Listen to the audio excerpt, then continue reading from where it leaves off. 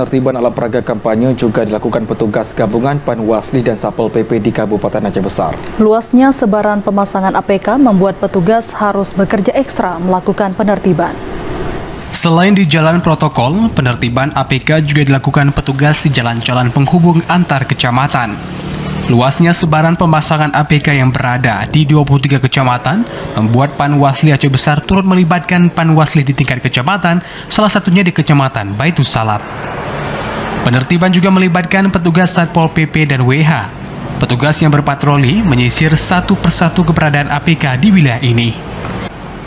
Selain di pohon, APK ditertibkan karena masih terpasang di pinggir jalan utama maupun jalan yang menghubungkan antar kecamatan maupun desa.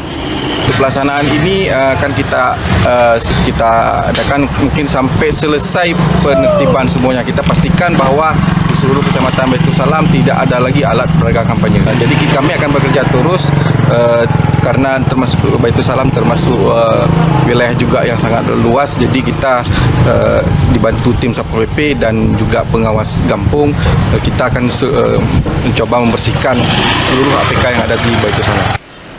Tidak hanya di Kecamatan Baitussalam, penertiban serupa juga dilakukan di 23 kecamatan di Kabupaten Aceh Besar.